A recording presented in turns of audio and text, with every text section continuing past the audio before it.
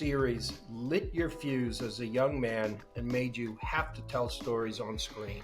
It was actually less the series, it was more the character. The character that Blair Underwood played in Oyelowo was the one that lit my fuse. And it was primarily because my father, who was my hero and a very typical Nigerian father, wanted his sons. He had three sons. He wanted a lawyer, a doctor, and an engineer. And I had picked the lawyer, but deep down, I didn't really want to be a lawyer. I was kind of doing it to please my dad. And then along came Blair Underwood as this suave lawyer who was in court cases doing a brand of what I would deem to be performance.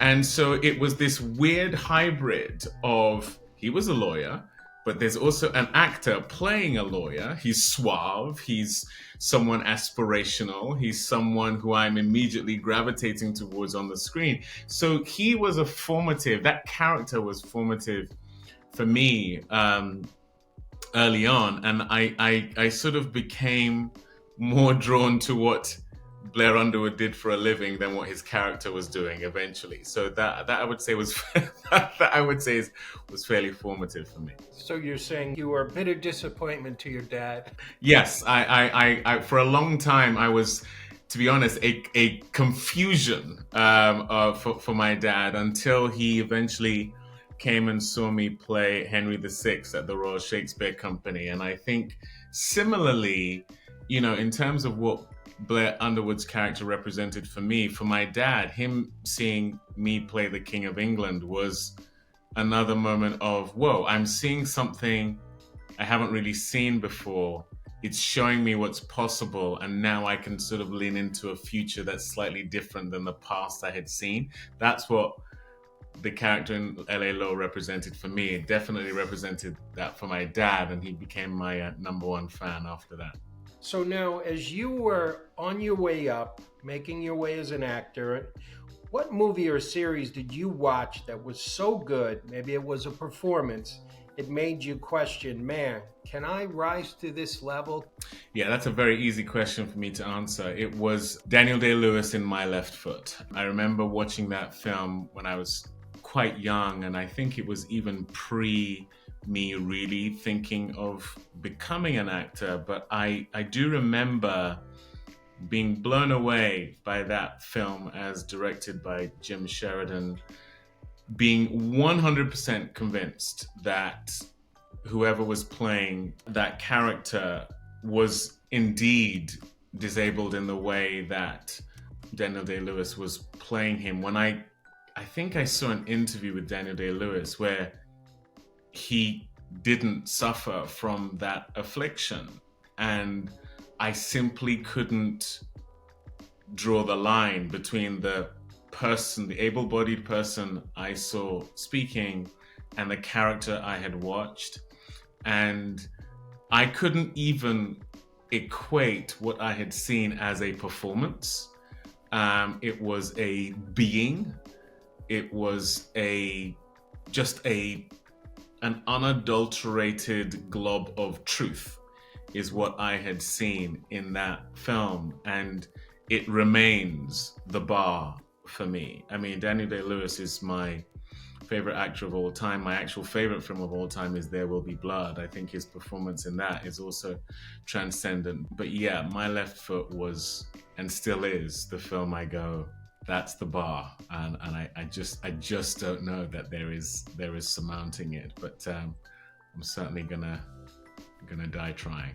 He really throws himself into a role like that, and so do you take from that the idea of carrying your work after the director says cut? I did take from that, and directly from Daniel Day-Lewis himself. I had a scene in Lincoln where he and I had a scene together at the beginning of the movie. Still remains one of the formative moments of my career. And similarly, you could just tell that he was in a zone that can only be described as Abraham Lincoln. And this was before I had the privilege of playing Dr. King and Selma. and just observing some of his process, some of the way he was, some of what was clearly his dedication to that process was definitely the bar and the template for me going into doing Selma. So yes, I stayed in character for the 3 months of that shoot. I don't know the specifics of his method, but the parts of it that worked for me were staying in the accent, staying in the zone, immersing myself completely in who he was, talking to everyone and anyone who may have encountered him. Just my own version of complete immersion. But I saw that firsthand when I did Lincoln with Daniel, and so yeah, he is the golden standard. So now, what first gave you the confidence that you were on the right path and you did belong? I would have to attribute that to three different ladies. One is a lady called Susie Graham Adriani, who was the director at a youth theatre I was a part of when I was 15. And I was only part of this drama group because I really fancied a girl who attended it. And I just kept going for the sake of her. And then this fateful day, the three boys who were being groomed to play the lead in this show we were doing were all stuck on a subway strike situation in London, a tube strike as we would call it there. And she just put me in just to keep the rehearsal going. And I guess I did something that made her eventually cast me in the lead. And that was the first time someone believed in me in a way that I just simply did not believe in myself. And then it was my theatre studies teacher in high school, Jill Foster, who, after I had graduated and I was literally on my way to going to university to do law to please my dad, she stopped me again at a tube station and said, "David, I wouldn't say this to everyone, but I think you really have what it takes to be an actor and do this professionally." And she helped me with all of my drama school auditions, which led to me having a scholarship to LAMDA, the London Academy of Music and Dramatic Art. And then the most recent one, who's also formative for me, another wonderful lady, is Oprah Winfrey, who I expressed my dream, my desire, my ambition to play Dr. King.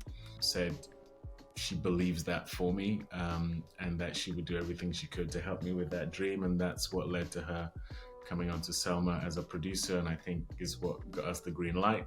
But when I first met her, it was on The Butler, and she said to me, "I see something in you, the likes of which I know was in me 30 years ago, and I'm going to help you."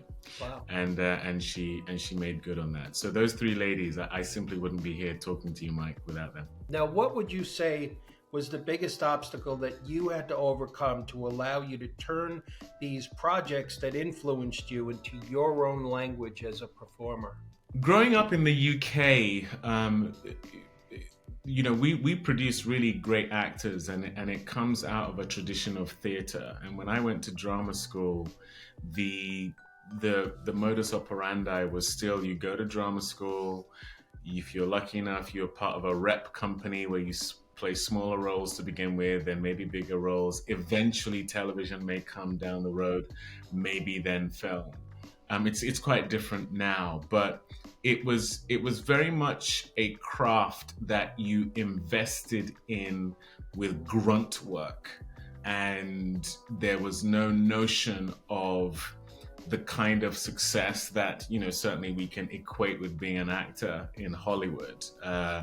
Growing up and studying at a conservatoire in the UK. And I think the biggest thing I overcame was, as formative and useful as that was as a mindset, what wasn't encouraged as much is being a self-starter when it comes to the stories you want to tell, and I guess what we would call being a producer. I never had that thought growing up in the UK. It was never something that was discussed during my drama school training. It is something I only saw in an actor like Kenneth Branagh at that time. He was literally the only actor, certainly within the British constellation, who I saw writing, directing, doing things outside of his quote unquote lane. You saw that with his film Henry V, you saw it with Hamlet, you saw it with several of the productions. He was the generator for those. And so I would say that the biggest obstacle I overcame was a mindset of going from being purely an actor in a purist sense to really being the generator for the kind of projects and roles I wanted to see come into existence, and I realized would not if I waited around hoping that someone else would generate them. So I would say that's been the biggest driver for me. So whether it be Loma and Bass Reeves or Selma or A United Kingdom or Nightingale, some of the work I've done that I'm most proud of, they were projects I helped push up the hill, and I would say that was the biggest shift and the most formative one. And The After is obviously one of those. It's shortlisted for Best Live Action Short. Right. What burned in you to tell that story? I've had my own grief journey. I lost my mom in 2017. I lost my dad in 2020. And they were huge figures in my life. And so losing them both within a 3-year period was devastating, continues to be something I'm processing. And so when Miss Anne Harriman approached me with a story that essentially dares to look at this very messy, complicated, personal terrain, which is grief and mourning and digging yourself out of it, it terrified me. And that is almost always the reason I lean into anything that I do, is that it scares me a bit. But also, not unlike Daniel Day-Lewis in My Left Foot and what I talked about, that truth that is undeniable and indisputable, I gravitate towards that. I felt like what he did in that film was just true. And I feel like Miss Anne Harriman is an artist. Whether you look at his photography or you talk to him as a man, he is just true. And I felt like the emotions exhibited in the script were true, and so that's what made me lean in. And I'm deeply proud of the film because it has given so many people license to share their grief story and license to just admit that 4 or 5 years down the road from losing someone, they are still dealing with it. And sometimes our society is not very good at allowing people to do that. So now my last question is about Bass Reeves. So basically, why playing this man who was reputed to be an inspiration for the Lone Ranger and did all this amazing stuff that's hidden in history? Why was all this so important to you? I said this to Paramount severally during the course of trying to get the show greenlit, and even while we were making it, is that this is unprecedented. This is history in the making, not just in terms of what we're showing, but the existence of the show. I simply can't think of a production as expansive that highlights Black people in this era, certainly the Civil War, outside of the film Glory.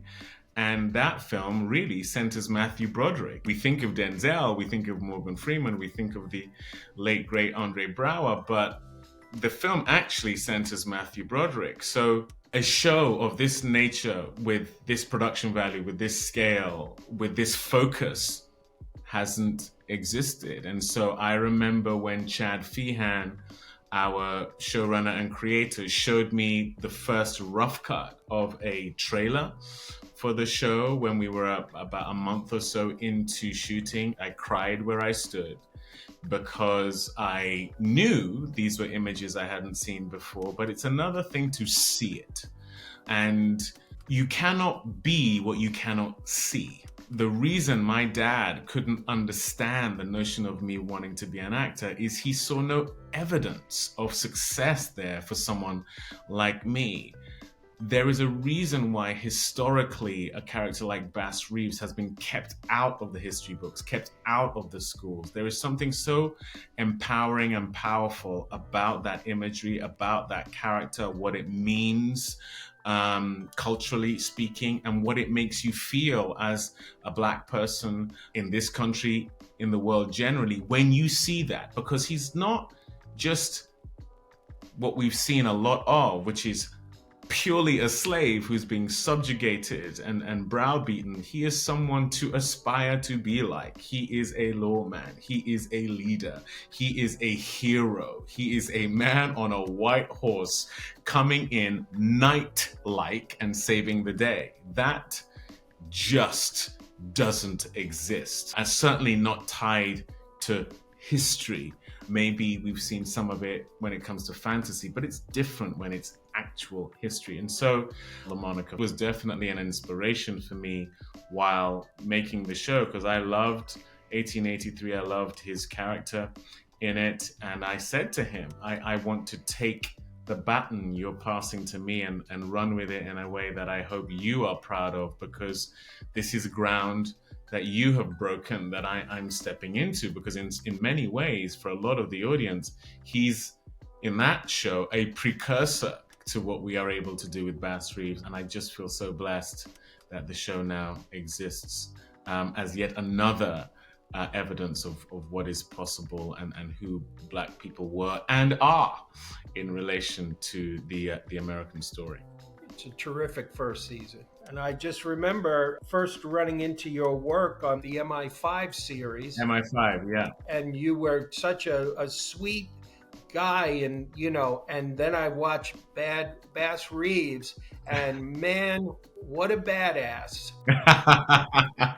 I can't tell you how impressed I was at all the work you did in this show, and your range as an actor, which you get to show, which is the main thing that an actor wants in his career. It is. And going back to your question about what the bigger obstacle I overcame, I truly believe it would be impossible to show that range if I was just waiting by the phone, because our industry tends to be in a hurry to box you and say, oh, you do that thing, let's see more of that. I cannot tell you how many civil rights movies and roles I got after, or I was sent after I did Selma. And again, going back to some of my heroes, whether it be Daniel Day-Lewis or Denzel Washington or Meryl Streep or De Niro, or, you look at the characters, the range of characters they get to play. Christian Bale is another one. Jeffrey Wright, that to me is what an actor is. I have no interest in playing myself. I want to constantly go on the journey